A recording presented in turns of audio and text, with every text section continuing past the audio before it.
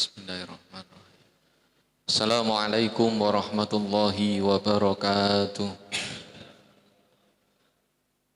Alhamdulillahirabbil alamin. Shalatu wassalamu ala sayyidina Muhammadin wa ala alihi wa sahbihi ajma'in. Amma ba'd. Hadratal mukarramin, para alim ulama, wabil khusus jajaran pengurus Majelis Wakil Cabang Nahdlatul Ulama Kecamatan Tumpang, Kabupaten Malang. Wabil khusus dumateng Ustaz Nidham Subhi, dumateng Abah Hasan, dumateng Yai Husairi, ugi ingkang kawula hormati jajaran takmir Masjid Baitur Rohim, Desa Tulus Besar, Kecamatan Tumpang, dan yang kami hormati pengurus LBM NU Kecamatan Tumpang, Agus Fuad, serta hadirin dan para musyawirin yang dirahmati Allah. Puji syukur kita haturkan kehadirat Allah Subhanahu wa taala. Salawat serta salam senantiasa kita haturkan kehadirat junjungan Nabi besar Muhammad sallallahu alaihi wasallam.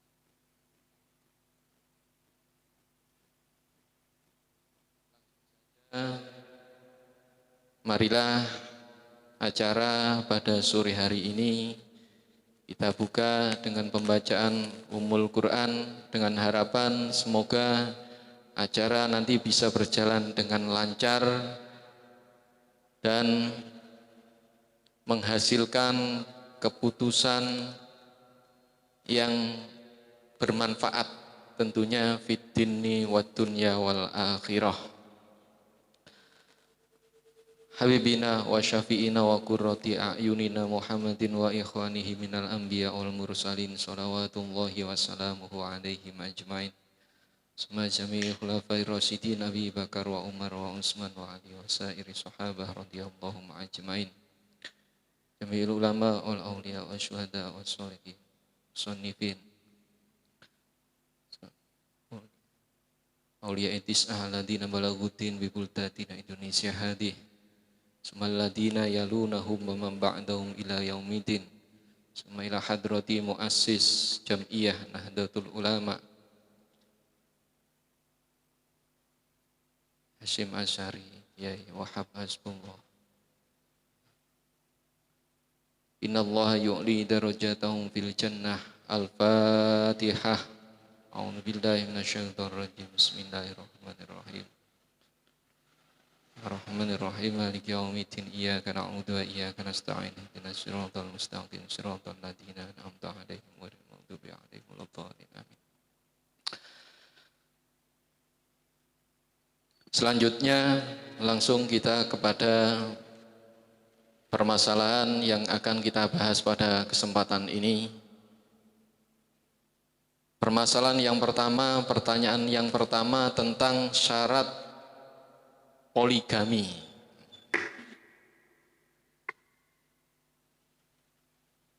Saya bacakan deskripsi permasalahan. Ya.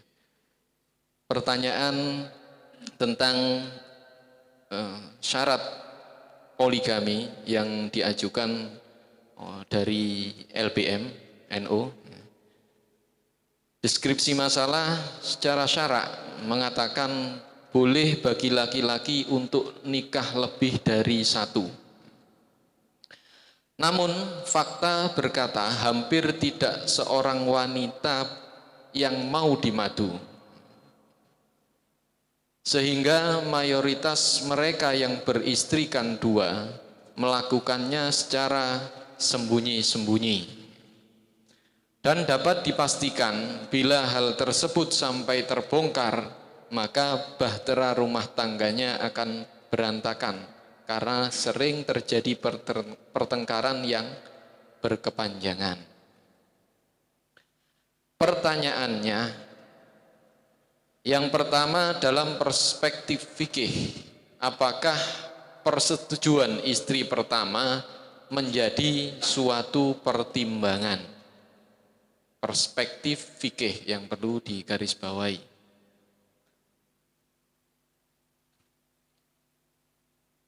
Yang pertanyaan kedua, bagaimana hukum menikah dengan istri kedua tanpa persetujuan istri pertama? Pertanyaan yang ketiga, bagaimana hukumnya kawin lebih dari satu, nikah? Nggak konsisten ini, yang tadi nikah kok sekarang kawin. Nikah lebih dari satu bila tidak bisa merukunkan di antara semua istrinya. Dari pertanyaan ini,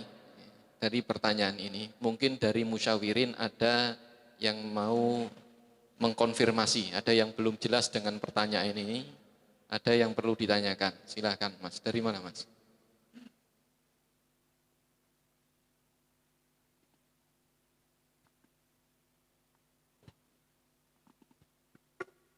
Assalamualaikum warahmatullahi wabarakatuh. Oke, BPNH. Niki gambarannya secara sembunyi-sembunyi ini udah seperti ini.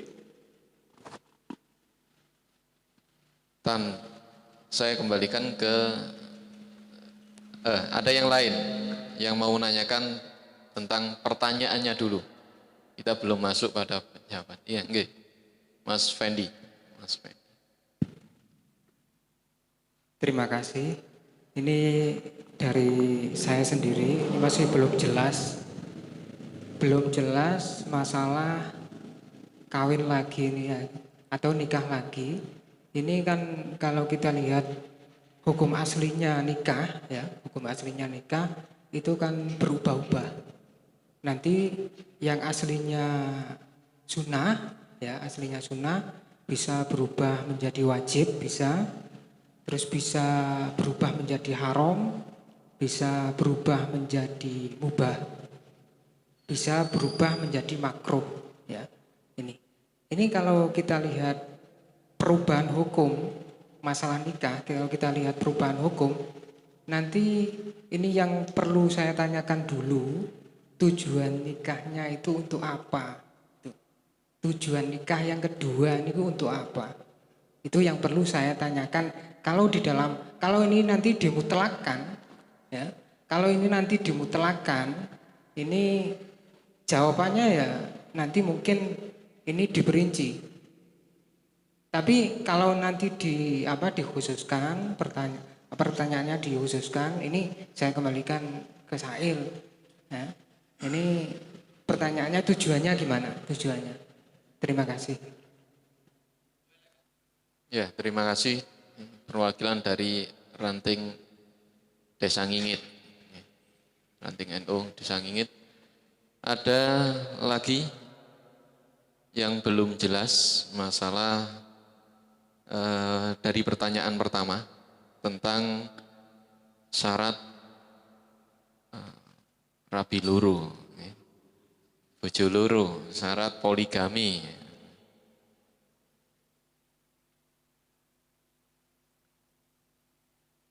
Kalau memang semua sudah jelas, untuk menanggapi dua pertanyaan tadi kami persilahkan kepada Sail dari LBM untuk menanggapi pertanyaan. Terima kasih kami sampaikan terkait dengan penjelasan soal yang pertama secara sembunyi-sembunyi itu, sembunyi-sembunyi itu berarti istri yang lain atau istri yang pertama ini tidak tahu, itu jelas. Kemudian untuk pertanyaan kedua, dilihat dari sisi hukum nikah itu nanti bisa menyesuaikan takbir yang jenengan bawa. Artinya ini kami mutlakan, kami umumkan, terus jawaban itu nanti mungkin nanti disesuaikan dengan takbir yang jenengan ngadai atau dengan punya ini. Jadi sudah jelas ya, tadi untuk yang pertama sembunyi-sembunyi artinya tanpa sepengetahuan istri tua. Terus yang kedua, mohon maaf ini masalah instruksi masalah itu tadi ya. Ini masalah sembunyi-sembunyi. Sembunyi-sembunyi ini ada kalanya kan nanti secara tertulis di pemerintahan, ada kalanya nanti memang siri enggak tertulis, nanti kan seperti itu. Sembunyi-sembunyi ini yang dimaksud apakah pernikahan siri tanpa adanya pencatatan dari KUA atau memang enggak ada gitu. ya Mungkin yang ditanyakan langsung saya jawab ya. Tadi saya menjaga waktu membacakan pertanyaan tadi saya garis bawahi dalam perspektif fikih. Kalau dicatatkan ke KUA itu pasti harus ada izin dari istri pertama. Artinya enggak sembunyi-sembunyi lagi. Karena itu adalah syarat. Iya, monggo. Sehubungan dengan jawaban jenengan tadi, ini saya kemarin diceritani Pak Kepala KUA. Ini kalau lewat KUA itu pasti dengan persetujuan istri pertama, ternyata belum tentu. Kemarin kasus yang terjadi di Gunung Kawi, orang sekitar daerah Gondalegi begitu, nikah dengan orang di Gunung Kawi. Itu suratnya semuanya lengkap, sampai kepala KUA itu digeruduk satu truk keluarganya istri pertama. Dikiranya kepala KUA itu menikahkan, padahal orang ini masih punya istri sah, ternyata di suratnya kok tertulis jejaka. Nah gitulah. Ternyata akhirnya dikumpulkan, lah ini yang membuat surat siapa? Dari kepala desa asalnya orang lelaki tadi, yaitu Gondalegi kalau tidak salah. Terus ditelusuri ke sana, bahkan itu diancam kepala KUA-nya. Pun ngeten mawon, benjing mawon ten kantor, monggo dikelompokno kalih perangkate, sing damel surat niki sinten. Ternyata kesalahan pada perangkat desa. Ini sengaja atau tidak, ini tidak sampai ke sana. Yang jelas oleh perangkat desanya itu dibuatkan keterangan bahwa orang ini jejaka, sehingga bisa menikah secara resmi di KUA. Ini kasus ya, kasus. Ya. Jadi bisa istri pertama tidak tahu, bahkan niku menuntut, loh kok bisa, ini kan sudah jelas menikah, kok berani-beraninya menikahkan, kan gitu. Lah kepala KUA menikahkan itu karena ada suratnya jelas, kan nggak sampai menelusuri ke tempat asalnya di mana, nggak ditelusuri ke siapa yang membuat surat, tidak. Nah itu kasus yang terjadi sampai digeruduk satu truk itu gara-gara suratnya ternyata, lah siapa ini yang harus disalahkan? Berarti kan yang membuat surat tadi dari. Ini kasus perlu juga diperhatikan. Iya. Jadi jelas intinya untuk yang kedua, instruksi kedua itu karena acuannya pada kasus. Tapi kalau kita di sini acuannya pada aturan. Secara aturan kalau menikah sah tentunya harus ada izin dari istri pertama. Ya. Kalau memang kasus seperti ini nanti mau dibahas, ya nanti dirundingkan lagi kalau memang itu. Satu pertanyaan Pak. Assalamualaikum warahmatullahi wabarakatuh. Yang saya inginkan itu bukan ya setuju gak setuju. Yang di dalam pernikahan itu istri nikah lagi itu hukumnya itu bagaimana itu loh? Apa boleh, apa tidak, apa sunnah, apa wajib itu loh? Iya, nanti ke sana karena kita belum masuk ke pembahasan. Tadi masih untuk pertanyaan ini kita kembalikan dulu, sudah jelas semua pertanyaannya. Nah, sekarang karena sudah jelas semua, kita masuk pada pembahasan masalah. Monggo untuk termin pertama saya buka untuk dua jawaban. Monggo dari musyawirin ada yang mau memberikan jawabannya beserta takbirnya. Monggo kami persilahkan.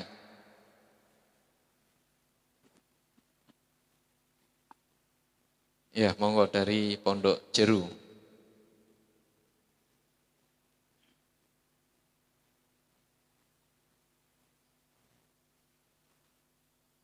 Assalamualaikum warahmatullahi wabarakatuh.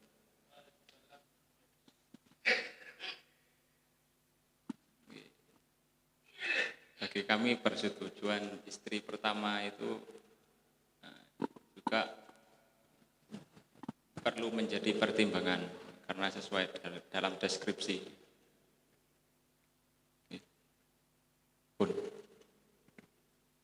Ya, jawaban yang pertama masuk, persetujuan istri pertama ini menjadi suatu pertimbangan. Itu kalau kita bicara hukum, itu berarti masuk harus artinya wajib atau sunnah. Ya lebih baik kalau persetujuan istri pertama, kalau enggak pun juga enggak apa-apa. Nah ini apa ini? Maksudnya pertimbangan di sini arahnya hukumnya itu ke wajib atau sunnah. Sementara itu yang masuk artinya nanti menjadi suatu pertimbangan, ya, menjadi suatu pertimbangan. Ada jawaban lain? Monggo dari Ranting Ngingit, Desa Ngingit. Terima kasih atas waktu yang diberikan. Ini menanggapi soal yang pertama A, ya. Ini masalah persetujuan istri pertama apakah menjadi suatu pertimbangan. Ini kalau saya pahami ya, kalau saya pahami dari perubahan hukum nikah yang asalnya sunnah bisa menjadi wajib, bisa menjadi makruh, bisa menjadi mubah. Ini kadang-kadang menjadi suatu pertimbangan, kadang-kadang tidak menjadi suatu pertimbangan. Kadang-kadang kita lihat. Oleh karena itu tadi kan saya tanyakan, tujuan nikah yang kedua ini untuk apa? Kan gitu kan. Oleh karena itu kalau kita melihat, ya saya bacakan dulu ini ibarat, saya ambil dari kitab Qurratul Uyun, Shahifah 11, Sumainan nikaha tak tarihi al-ahkam khomsah. Jadi hukumnya untuk nikah bisa berubah ya, bersama asalnya sunnah bisa berubah tergantung keadaan. Jadi ini nanti kalau tujuannya nikah ini khawatir terjadi zina, ini kok cuma untuk apa? Lek gak cara Jawane lek gak aku lek gak rabi karo wong wedok sing kedua iki, aku jelas melakukan zina terus.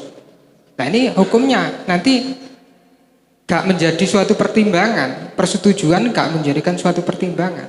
Jadi yang kita tekankan ini masalah sesuatu sing mengarah pada mudarat yang lebih besar. Jadi di situ nggak menjadi pertimbangan. Tapi nanti hukum yang lain itu nanti bisa menjadikan pertimbangan. Ya, bisa menjadikan pertimbangan. Ini seumpama nanti terkena hukum mubah ya. Ini kalau tidak khawatir zina, terus kemudian tidak mengharapkan turun. Jadi cara semomo ngeten nggih. Seumpama istri yang pertama ini tidak mempunyai keturunan, pirang-pirang tahun gak duwe anak, iki lek gak rabi maneh, gak duwe anak terus, kan mengharapkan keturunan. Yeah. Ini meminta persetujuan yang pertama, jelas gak boleh. Ini gak menjadikan suatu pertimbangan, gak menjadikan suatu pertimbangan. Jadi dari ibarat ini yang saya pahami ya, saya mengambil ibarat mungkin kurang pas, tapi ibarat ini saya pahami seperti ini ku. Jadi kadang-kadang menjadi suatu pertimbangan, kadang-kadang tidak menjadikan suatu pertimbangan. Ini kalau melihat hukum-hukum nikah bisa berubah-ubah. Cukup sekian sementara jawaban dari kami. Terima kasih. Ya. Ya, ada 2 jawaban yang sudah masuk menanggapi pertanyaan pertama. Bagaimana hukum persetujuan istri pertama apakah menjadi pertimbangan atau tidak? Yang pertama mengatakan menjadi suatu pertimbangan. Yang kedua dilihat dari tujuan makosidus syariahnya dulu, tujuan nikahnya untuk apa? Kalau untuk menghindari perbuatan maksiat, khawatir zina, atau untuk mengharapkan keturunan, itu nanti tidak perlu karena termasuk tujuannya ini lebih besar artinya gitu. Sekarang tapi kalau hanya untuk tujuan yang lain maka bisa menjadi suatu pertimbangan. Dari 2 jawaban yang masuk, ada yang mau menanggapi atau ada yang mau menambahkan? Kami persilahkan, monggo.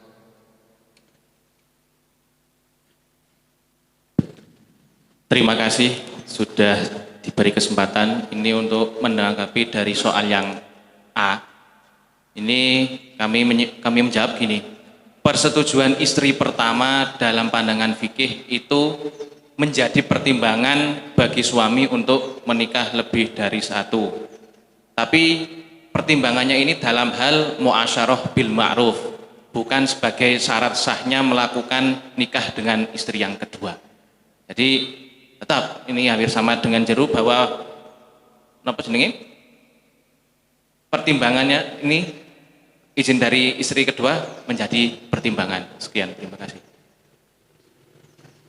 Istri yang pertama maksudnya.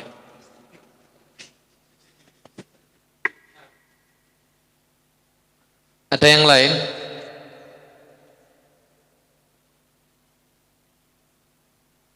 Ya, Mas, mau menambahkan lagi? Niku mungkin sing niku wau nggih pancen nek hukum nikah niku saged berubah-ubah. Terus niki mungkin sing dibahas nggih asal asal hukume mungkin ngoten nih. Nek kan wonten kaidah al hukmu ya turu ma'illatih. Dadi nek ilat niku mboten wonten nggih mboten wonten anune kan ngoten barang. Nah, nek masalah iki krana darurat iki krana anu. Mungkin ya kan nek mbahas iku ya dadi akeh. Ya sebaiknya yo mungkin yo teko asal mulane kan asal mulai sunnah ya kanggene sing mampu. Ante kanggo sunati sing ngoten niku barang. Nggih dados berangkate nggih saking niku. Nah nek sing asale ngoten niku terus mari ngoten wonten kejadian ngeten rabine mboten kandha-kandha istri pertama ya napa nek karuan nek wis sing kados wau niku nggih insyaallah pun lintune maklum sedanten. Nggih. Ngoten. Terus keberatannya itu di mana, Mas? Karena tadi kan sudah dijelaskan Nggih. Tidak menjadi suatu pertimbangan ketika memang ada tujuan maksud kan yang lebih besar. Iya, kan Pak sampun. Iya. Jadi tadi kan memang ditafsir. Kalau memang tujuannya seperti ini, nanti seperti ini, kalau ini seperti ini. Terus keberatannya terlalu mboten. Sing dibahas niki mungkin nggih sing asal sunnah niku wau, ngoten lho. Nek sing niku nggih setuju kula. Oh, setuju. Nggih ngoten panjen. Asale kan ngoten. Nggih. Lah nek berangkat saking sunah niki lho piye ngoten lho. Nggih, sampun. Oh, maksudnya untuk karena tujuannya mencari sunnah Rasul, istilahnya itu ya. Menambah istri dua karena niatnya mencari kesunahan gitu. Nggih, monggo. Ngapunten. Niki dari awal sih rada rancu niki. Cobi kalau perjelas nggih. Kalau nyuwun satu jawaban tegas singkat dari jero mawon dhisik. Ya napa jawabane jenengan sing pas. Singkat mawon ndak usah dawa-dawa. Nggih. Nggih menjadi pertimbangan. Menjadi pertimbangan ngoten tok nggih. dari ngingit kalau ditafsir tafsirannya terus bundi ya, dan akan lebih jelas. Jadi mboten namung lihat-lihat ngoten tok ya mboten enak ngene ngoten. Monggo. Nggih, ngapunten nggih. Ini untuk yang tidak menjadikan suatu pertimbangan. Ini karena ada tujuan yang lebih besar ya. Ini yang saya pahami dari ibarat yakunu wajiban. Ibaratnya mangke mawon. Niki jawaban singkat mawon. Jika nanti salah satunya tidak menjadikan suatu pertimbangan, itu kalau memang tujuannya nanti kalau ini sebagai contoh saja, kalau dia khawatir zina, seumpama nggak nikah lagi dengan wanita itu, nanti dikhawatirkan akan zina terus kemudian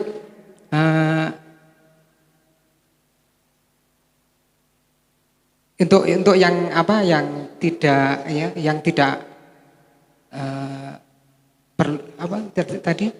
tidak ada pertimbangan ya, tidak perlu persetujuan. Nah ini untuk yang perlu persetujuan, ini yang dihukumi mubah bagi nanti orang yang tidak khawatir zina dan tidak mengharapkan keturunan. Oh nggih, saged misale kalau simpul ngeten nggih, jawabane jenengan dhisik niki. Harus ada pertimbangan jika nikah yang kedua itu hukumnya wajib. Tidak perlu pertimbangan jika hukumnya mubah. Napa ngoten? Tidak menjadikan suatu pertimbangan kalau hukumnya wajib. Kalau hukumnya wajib. Kalau hukumnya mubah, maka ini menjadi suatu pertimbangan. Oh nggih. Bisa ditangkap nggih. Jadi harus menjadi pertimbangan bila nikah yang kedua itu tidak menjadi pertimbangan bila nikah yang kedua itu hukumnya wajib. Menjadi pertimbangan bila nikah yang kedua itu hukumnya mubah. Loh, ngeten kan enak dhisik. Jadi jawabannya satu-satunya. Yang terakhir dari LBM, monggo. Kalau bisa jawabannya yang ojo sing padha lah. Misalnya jadi boleh mutlak tidak jadi pertimbangan, misalkan ada yang gitu kan lumayan ya, jadi rute rame dede Allah foto-foto kabeh dan ditutup mangke kan. Nggih, monggo. Persetujuan istri ini menjadi pertimbangan. Ini tujuannya untuk muasabah. Jawaban jenengan sami dengan yang lain? Kalau sama, kita cukupkan satu jawaban mawon. Nggih. Jadi jawabannya sini sama dengan jawaban yang dari jero. Mungkin enten jawaban sing mboten sami. Niki hampir-hampir sama, dua jawaban, masih enten dua jawaban. Ada tiga jawaban, cuman jawaban yang ketiga sama dengan jawaban yang pertama loh berarti. Nanti tasik enten dua. Kalau enten satu jawaban sing mutlak boleh, mutlak tidak menjadi pertimbangan. Misalnya anak ngono kan, niki sing diharap-harap kalau Nabi mungkin begitu ya. Betul. Nah, kalau tidak ada, saya kembalikan lagi kepada moderator. Berarti ini baru ada dua jawaban, ya. Ada dua jawaban, yang satu itu dari Jero tadi, yang kedua dari Ngengit yang mentafsir itu tadi. Nah, niki monggo dilanjutkan sesi yang kedua niki lebih ditekankan kepada pemaparan ibarat beserta dengan pemahamannya masing-masing dari sini, kemudian ibarat yang dari sana, baru nanti ada iktirad. Jangan langsung iktirad dulu, ini belum ada jawabannya langsung iktirad dhisik. Kali ini sing diiktirad napa niki ngene ngoten niki. Monggo. Ya, selanjutnya kami persilahkan dari penjawab pertama yang mengatakan mutlak menjadi persetujuan istri pertama itu menjadi pertimbangan. Silahkan dikemukakan takbirnya atau alasannya lah paling tidak kalau memang tidak ada takbir.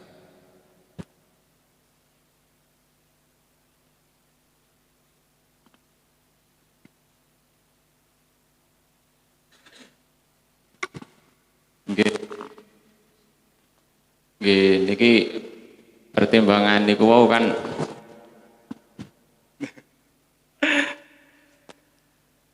supados harmonis napa rumah tanggane. Terus kula milih ten napa dados pertimbangan. anune niki. Saking wa asyiruhunna bil ma'ruf niku. Aiti wa aqwalakum lahun wahsinu af'alakum wa hayatikum. Terus kedah napa membagusi dan napa keluarga ngeten bojo-bojo niku. Mungkin nek mboten wonten musyawarah, mboten fasawirhum fil amr niku nggih boten angsal. Ya, terus niku wajib. Ya. Napa? Ya. Jadi pemaparan dari jawaban pertama yang mengatakan mutlak harus ada persetujuan dari istri pertama. Artinya itu menjadi suatu pertimbangan, persetujuan istri pertama itu menjadi suatu pertimbangan dengan alasan wa asyiruhunna bil ma'ruf. Jadi harus kita membina keluarga dengan sebaik-baiknya. Jadi sudah disampaikan dari LBM yang mempunyai jawaban yang sama dengan jawaban ini tersebut. Yang kedua, setiap permasalahan harus dimusyawarahkan, itu alasannya.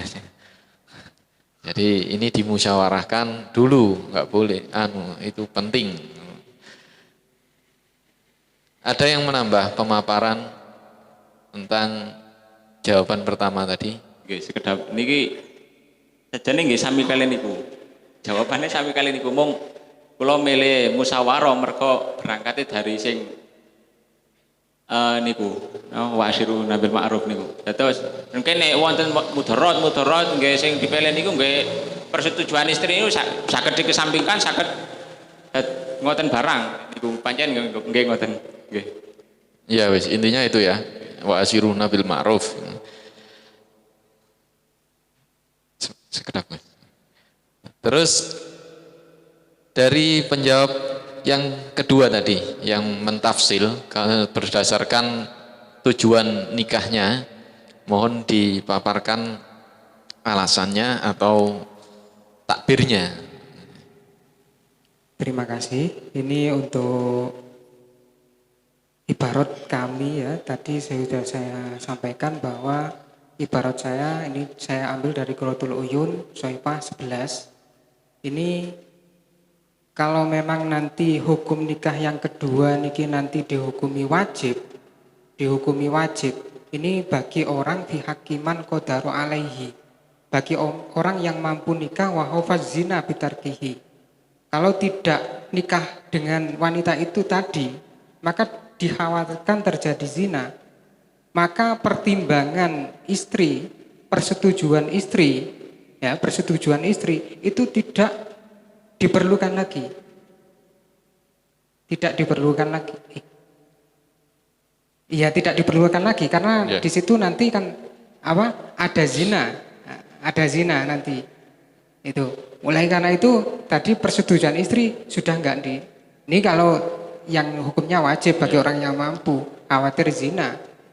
Terus kemudian tadi juga ini menanyakan masalah yang dihukumi sunnah gimana kan gitu. Yang dihukumi sunnah wayakunu manduban wadalika fi hakiman roja an-nasla. Ini yang dihukumi sunnah. Jadi kalau memang orang tersebut ini mengharapkan keturunan, dia tidak mempunyai keturunan seumpama ya. Terus mengharapkan keturunan walam yahuf az-zina, dia tidak khawatir zina. Ini hukumnya kan sunnah. Hukumnya sunnah, mengharapkan keturunan lagi. Seumpama yang pertama anaknya perempuan ingin punya anak lagi yang laki-laki kan bisa saja nanti seperti itu. Nah ini tidak khawatir zina, tidak.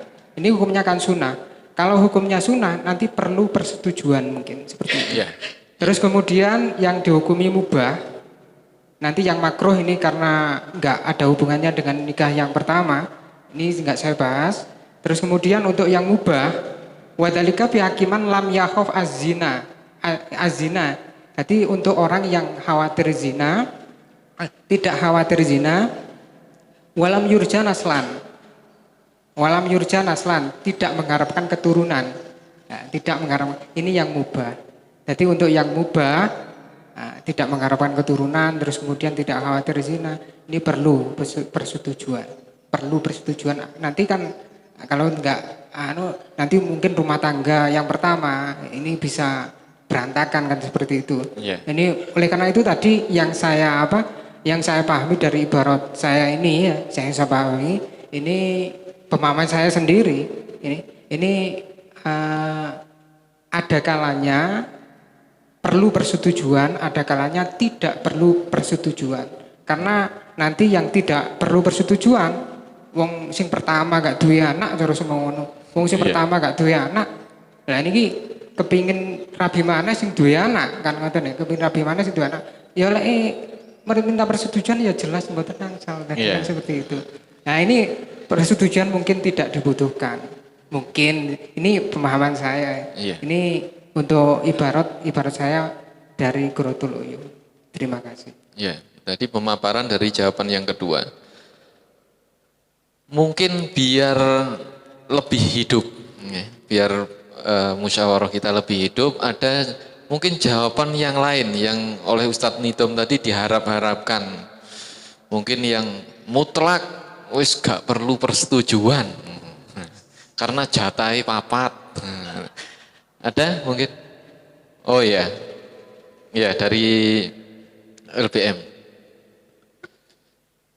Saya punya jawaban yang lain daripada dua jawaban tadi, karena saya kira jawaban dua ini sebenarnya sama. Dari saya sendiri, dari LBM, ini menjawab mutlak tidak usah izin. Oh ya, ya. Akhirnya kita ketemu juga ini. Karena sekalian ya. Ya. Nah, sekalian dipaparkan alasannya dan takbirnya kalau memang ada. Karena beristri lebih dari satu itu merupakan hak daripada suami. Lah istri tidak boleh melok-melok atau utek-utek hak suami. Bahkan kalau menurut saya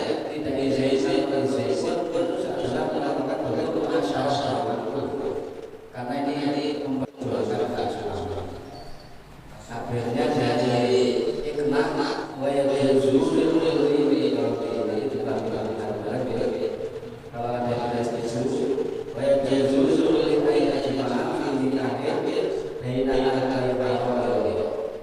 boleh bagi seorang laki-laki untuk mengumpulkan atau memiliki 4 istri.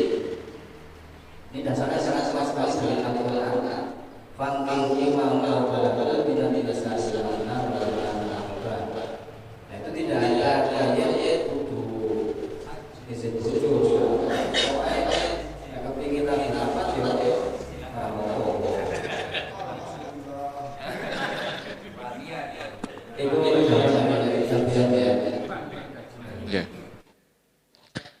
Ya, jadi ada jawaban lagi.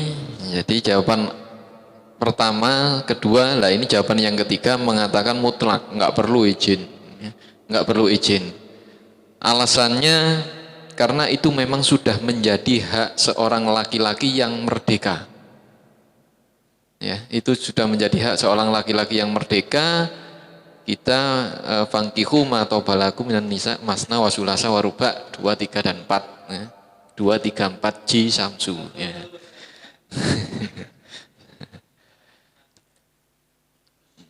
Nah itu. Terus tidak izin itu juga bisa termasuk salah satu cara untuk asal bil ma'ruf, karena ada izin yang untuk mesti tukaran ya, mending gak izin aja gak ruh kan, menghindari pertengkaran ya, gitu.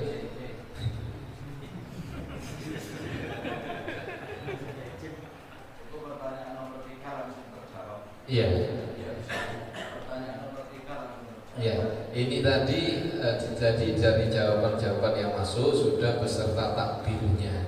Ini saya kira semua berdasarkan pengamatan. Mungkin ada yang berdasarkan pengalaman yang mau menjawab masalah ini. Biar lebih yang punya pengalaman, saya kira lebih bisa lebih.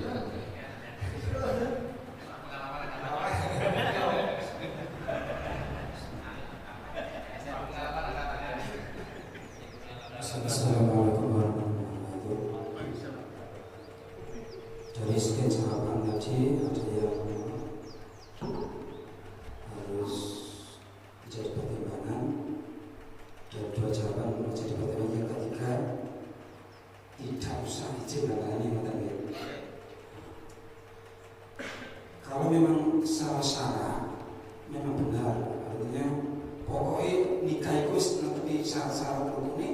Indonesia orang kadek ngomong izin.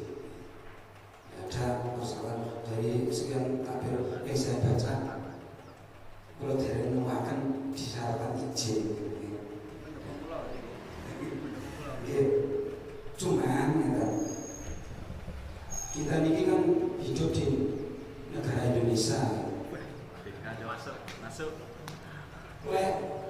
Kadang beda negara niku benten adat istiadatnya. Ketika menjenengan napa orang di Indonesia mau rabi kali taren sing bojo sing pertama niku kan sesuatu sing tabu ya. Tabu bisa jadi masalah. Nah, terus sedangkan cara saya terus kali izin-izinan kalau supaya nanti surat ini kan itu sama kan ya. Nah terus bagaimana? Terus cara negara yang apa? Padahal dalam hukum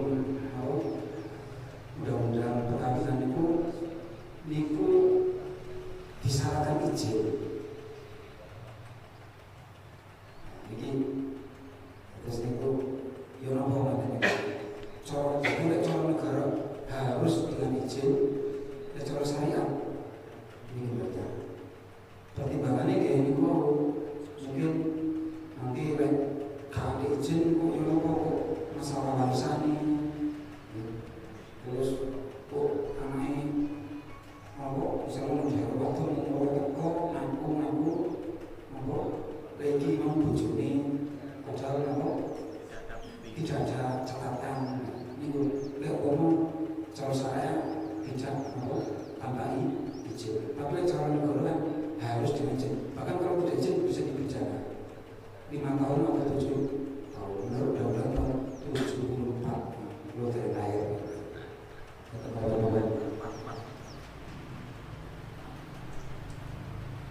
Ya, ada yang menanggapi jawaban ketiga. Langsung saja saya lemparkan kepada penjawab untuk menanggapi lagi. Jadi memang kalau ditinjau dari sisi undang-undang poligami gitu, perkawinan itu kan secara negara. Tapi ini kan tadi pertanyaannya adalah dalam kacamata fikih. Jadi saya kira itu tidak berubah jawaban saya, tetap tanpa pertimbangan istri atau untuk nikah selanjutnya itu tidak harus izin kepada istri pertama. Itu juga masalah sudah kita sampaikan itu tadi, daripada kegeger dan kontrol tapi tak kegeger kali lain. Itu menurut kami. Tapi kalau nanti dibenturkan dengan undang-undang di negara, saya kira juga tidak sampai berubah rumusannya. Ini rumusan saya sendiri.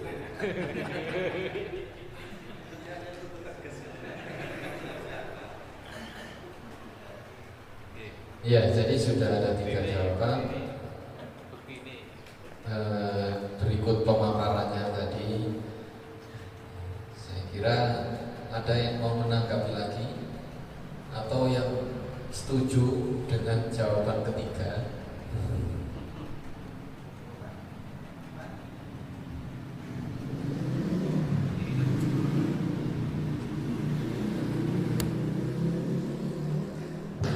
Ini tetap persetujuan istri ini tetap jadi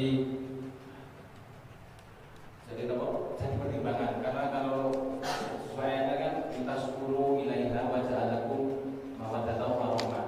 Bagaimana rumah tangga jadi sakinah mawaddah warahmah kalau istri yang pertama saja sudah, yang kedua sudah berdoa.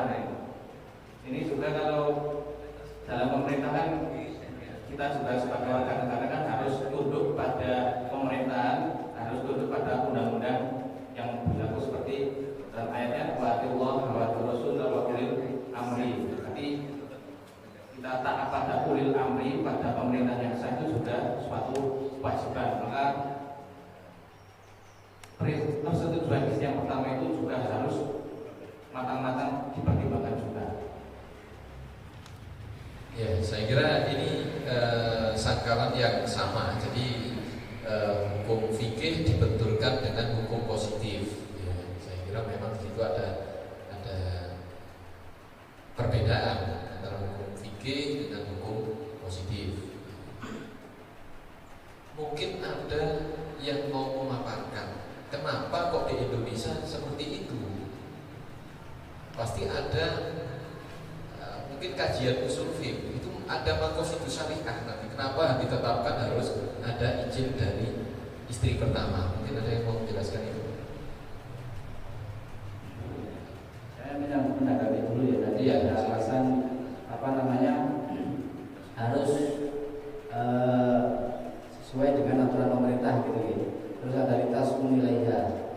Nah itu saya kira juga lintas suku itu ya tentang ayam, sing ayam juga kodoh.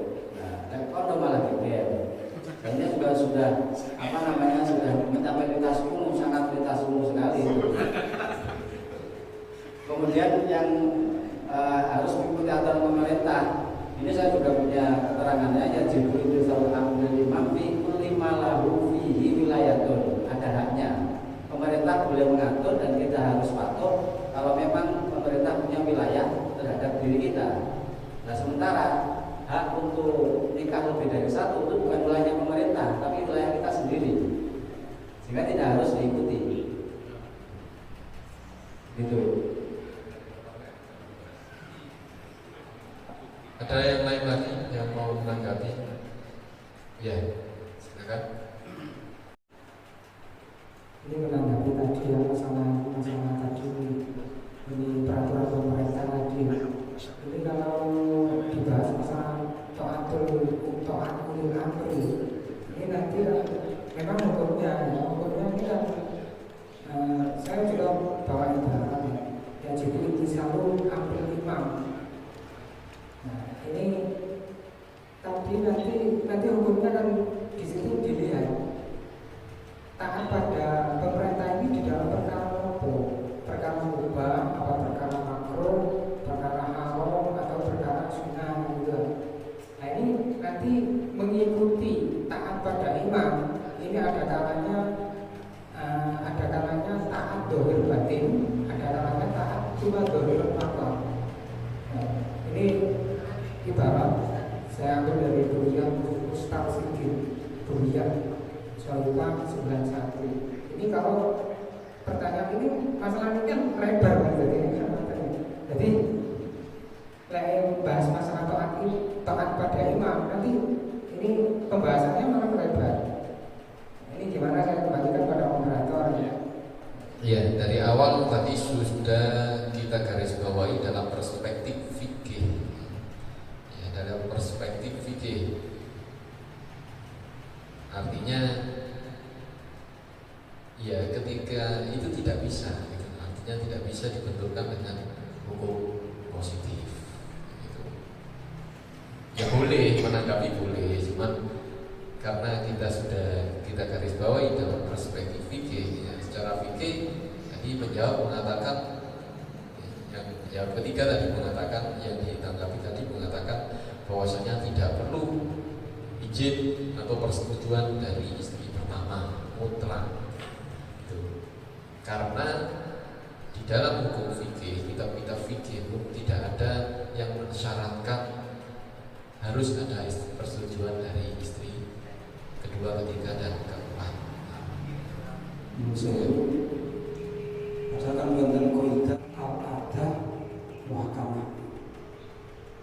Adat itu bisa dijadikan hukum.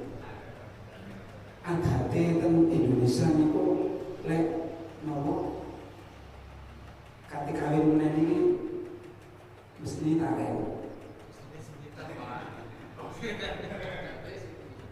Mungkin sampai pemerintah sampai nopo memunculkan nopo membuat hukum seperti itu, mungkin berangkat dari ini kaidah al-ada muhakamah dan pertimbangan seperti itu. Ya, jadi ada yang masuk lagi yang mengatakan itu dari kaidah al-ada muhakamah. untuk menanggapi ini nanti biar langsung dijelaskan oleh musyawakh saja, karena al-adah hakamah itu sudah ada posnya sendiri, tidak semua permasalahan itu bisa masuk al-adah hakamah. Jadi saya kira cukup ya untuk pertanyaan pertama tadi. Jadi jawaban yang masuk ada 3 jawaban. Pertama mengatakan izin persetujuan dari istri pertama itu menjadi suatu pertimbangan. Yang kedua, izin persetujuan dari istri pertama itu bisa jadi suatu pertimbangan, bisa juga tidak, tergantung dari tujuan kita menikah lagi itu untuk apa. Jawaban yang ketiga mengatakan bahwasanya persetujuan istri pertama itu tidak diperlukan, seperti itu. Dan tadi juga sudah dijelaskan alasan-alasannya. Yang pertama alasannya muasyarah bil ma'ruf. Yang kedua alasannya karena tujuan mudorotnya lebih besar sehingga tidak perlu izin istri pertama karena untuk menghindari zina, atau bisa izin bisa tidak karena kesunahan untuk mendapatkan keturunan. Dan yang ketiga tadi dijelaskan memang tidak disyaratkan izin. Jawaban yang ketiga tidak disyaratkan, tidak ada persyaratan izin persetujuan dari istri ketiga. Jadi ini sudah ada 3 jawaban yang masuk. Untuk mempersingkat waktu karena waktunya sudah sore, langsung saya serahkan kepada musyawakh untuk dipersohek jawaban yang sudah masuk tadi untuk masalah. Monggo Ustaz, kita persilakan. Assalamualaikum warahmatullahi wabarakatuh. Dari jawaban-jawaban yang tadi kayaknya belum ada jawaban sih tegas gitu, kecuali dari satu dari Gus Fuad tadi. Kalau melihat jawabannya koyok-koyok niki sampun pantun, koyok betul-betul oleh. Kita bisa pakai niku, kita rumuskan, tapi nunggu dulu aksinya Gus Fuad. Kalau sudah ada aksinya baru kita putuskan tanpa ada pertimbangan gitu. Cuman begini, yang perlu kita garis bawahi dan perlu kita teliti dalam pertanyaan itu, ada pertanyaannya kan ya, secara fikih apakah persetujuan istri pertama bisa menjadi pertimbangan. Pertanyaannya ini sudah global. Pertanyaannya ini ambigu. Maksudnya pertanyaan ini bisa dibawa kemana-mana. Maksudnya apakah menjadi pertimbangan ini pertimbangan apanya gitu deh. Apakah pertimbangan jawazul iqdam? Jawazul iqdam itu berarti boleh melakukannya. Boleh melakukan itu tidak otomatis sah. Boleh melakukan itu tidak otomatis mengesahkan sebuah akad. Ini satu. Apakah pertimbangan yang dimaksud itu pertimbangan jawazul iqdam, pertimbangan menyelenggarakan nikahnya itu, nikah itu nih. Apakah pertimbangan itu mengarahnya adalah kepada pertimbangan sah dan tidaknya akad? Nah, ini yang harus kita pahami, harus kita pilih. Jadi ada yang mengatakan tadi tidak menjadi pertimbangan itu dalam hal apa? Ada yang mengatakan menjadi pertimbangan itu juga dalam hal apa? Sehingga sebenarnya dari 2 jawaban ini, yang mengatakan dari Gus Fuad tadi yang menyatakan bahwa ini mutlak tidak menjadi pertimbangan. Nah, ini harus ditegaskan, tidak menjadi pertimbangan itu dalam hal apa? Dalam hal sah atau tidaknya akad, ataukah dalam hal boleh melakukannya akad? Saya contohkan begini, jual beli ketika sudah dikumandangkan azan Jumat, hukumnya apa? Haram. Idza nudiya lis-sholati idza nudiya lis-sholati min yaumil jumu'ati fas'au ila dzikrillahi wa dzarul bai'. Ketika sudah dikumandangkan azan untuk sholat Jumat, maka segera kamu ke masjid. Wa dzarul bai', tinggalkan jual beli. Maka ketika orang jual beli bagaimana? Haram. Cuman keharaman ini tidak otomatis membuat jual beli tidak sah, tetap sah, cuman haram. Dan maka dalam permasalahan ini pun juga begitu, bisa jadi sah, cuman secara hukumnya tidak boleh. Bisa dipahami gitu. Jadi bukan berarti kemudian antara boleh dengan sah ini terus sesuatu yang menjadi satu. Talazum boten. Nah, kalau ini sudah bisa dipahamakan, jawaban-jawaban tadi harus kita arahkan. Jawaban dari Gus Fuad tadi mengatakan bahwa tidak menjadi pertimbangan secara mutlak. Ini arahnya kemana? Kepada sahnya akad ataukah kepada jawazul iqdam, boleh melakukan nikah itu tadi. Jawaban-jawaban yang lain juga begitu. Nah, maka kalau misalkan ini kami minta klarifikasinya, mungkin dari satu-satu juga akan semacam itu. Coba, kami ingin mengetahui lebih detail sebenarnya dari jawaban PPPI Jeru tadi, dari jawabannya sana tadi mengatakan, apa jawabannya? Kali tapi menjadi pertimbangan. Nah, itu pertimbangan boleh melakukannya akad ataukah pertimbangan sah tidaknya akad? Coba. Jawazul iqdam. Berarti dalam masalah sah dan tidak sahnya jadi pertimbangan apa enggak? Tidak. Lah kan gitu ya. Jelas nih. Kemudian dari yang ingin sami yang mengklasifikasi, ada yang kalau wajib itu jadi pertimbangan, kalau yang mubah itu tidak menjadi pertimbangan. Itu pertimbangan sah tidaknya ataukah pertimbangan boleh tidaknya?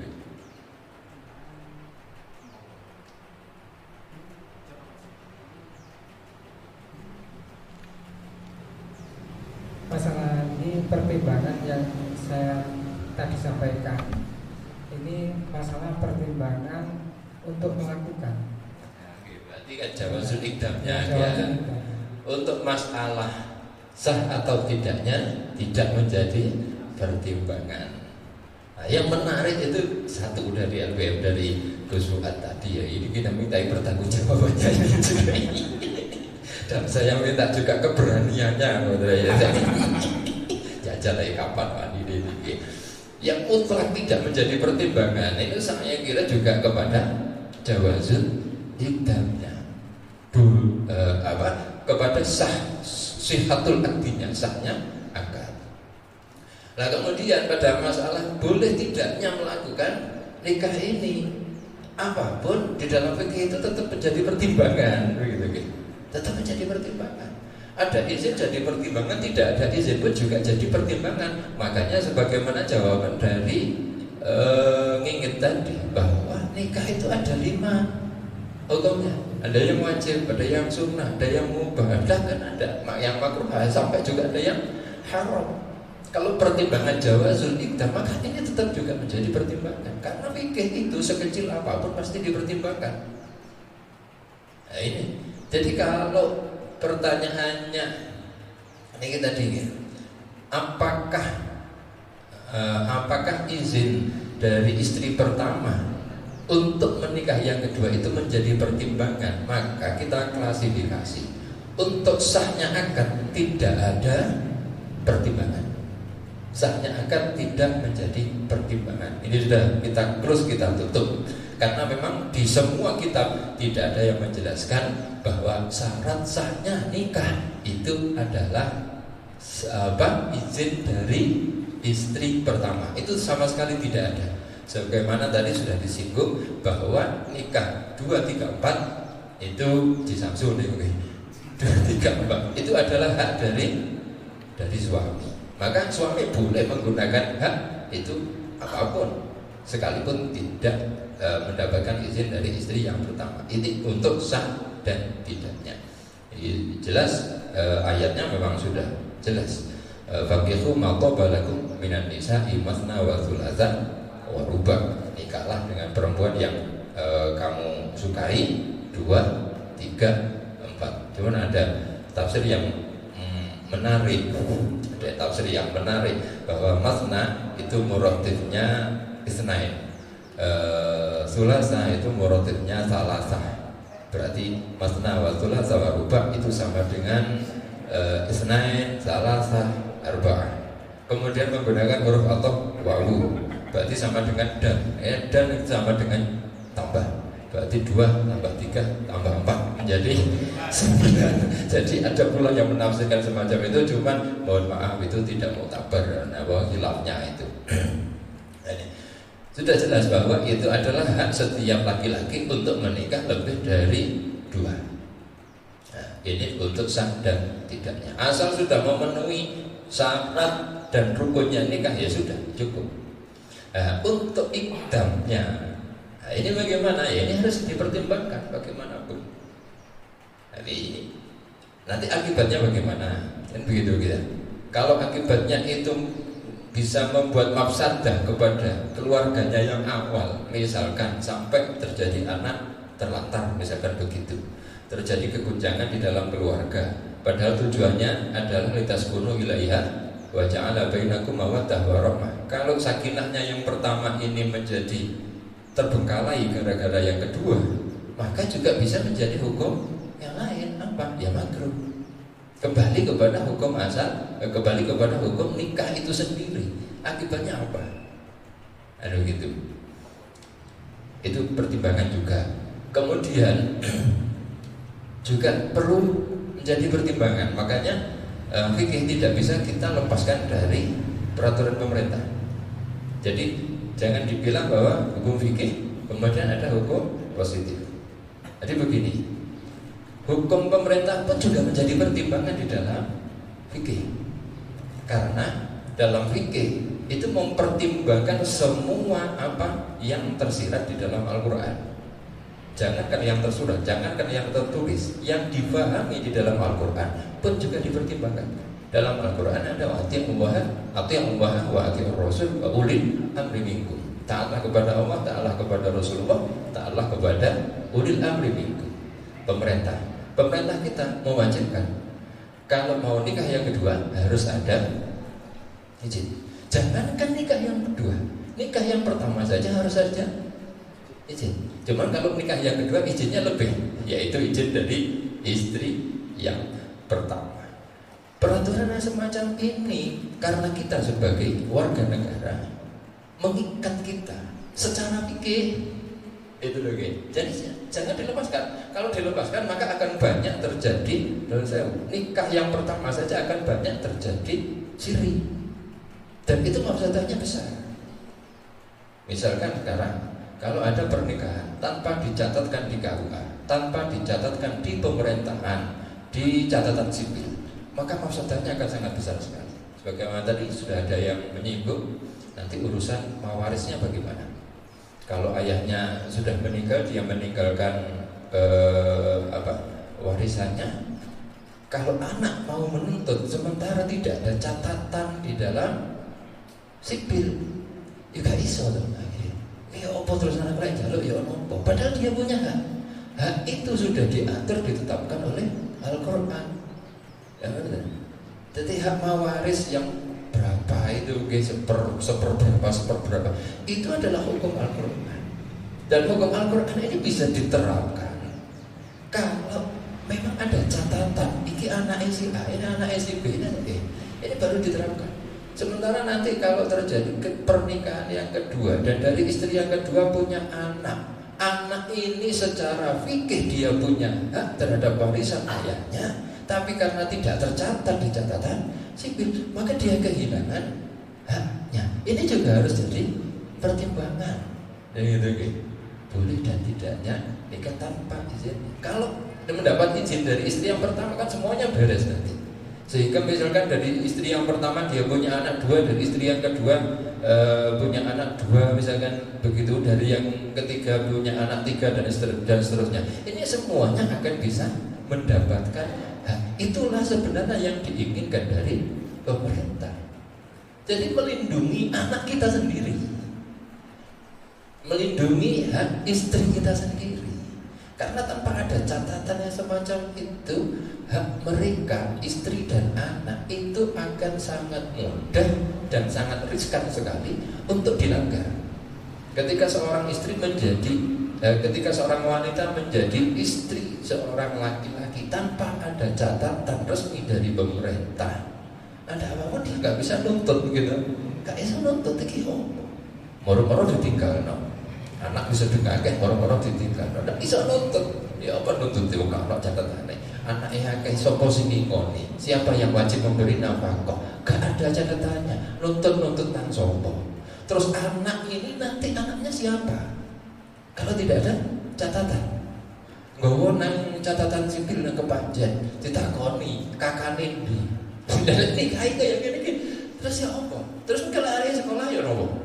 Gitu. Nah ini yang harus dipertimbangkan. Maka dalam permasalahan ini kalau bisa kita kerucutkan, satu tadi sudah cukup. Kalau untuk sihhatul aqdi, maka sepakat kita bahwa ini tidak menjadi pertimbangan. Tapi untuk bolehnya melakukan akad semacam itu tetap menjadi pertimbangan. Jika menimbulkan mafsadah, maka jelas hukumnya adalah tidak boleh. Tidak boleh, ini bisa masuk kepada makruh, bisa masuk kepada haram. Lihat yang diakibatkan itu apa. Dan para ulama kita sudah memberikan satu rumusan yang jelas bahwa nikah dengan pencatatan sipil itu hukumnya wajib. Karena apa? Karena tanpa ada pencatatan itu banyak hak dari mereka, terutama perempuan dan anak-anak ini yang tidak bisa dilaksanakan. Banyak hak dari mereka yang kemudian akhirnya terabaikan begitu. Ini seakan memperduga ini. Makanya sekali lagi ini tetap menjadi pertimbangan, cuman pertimbangan bukan dalam masalah sihhatul aqdi, akan tetapi pertimbangannya adalah pertimbangan pada jawazul iqdam, boleh tidaknya melakukan akad itu. Tapi kalau akadnya sudah terjadi, maka sah hukumnya dan pernikahannya itu sudah dihukumi sah, sehingga tidak disebut sebagai zina. Gitu. Untuk jawaban yang pertama mungkin cukup itu. Jadi apakah pertanyaannya, apakah izin dari istri pertama menjadi pertimbangan untuk menikah yang kedua? Maka jawabannya dibilang tidak menjadi pertimbangan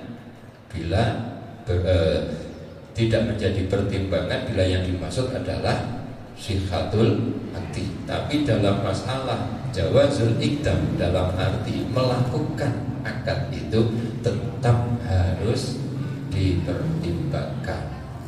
Kami kira itu karena jawabannya, pertanyaannya juga global gitu, maka jawabannya juga ya, kita globalkan begitu. Nanti tafsilannya kita perinci lagi, kita serahkan kepada tim perumusnya biar ditata lebih bagus lagi.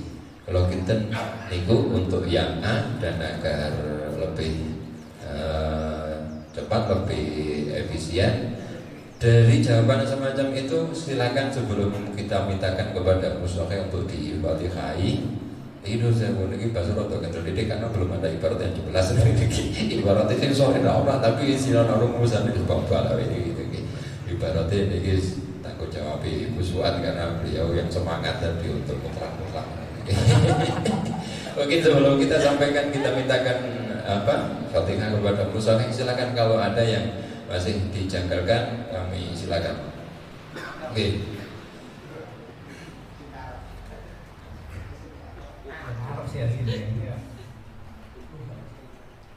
Maksudnya dipertimbangkan itu hukumnya, itu hukum apa itu? Maksudnya dipertimbangkan itu hukumnya hukum apa? Ya tadi bisa masuk kepada hukum nikah yang ada 5.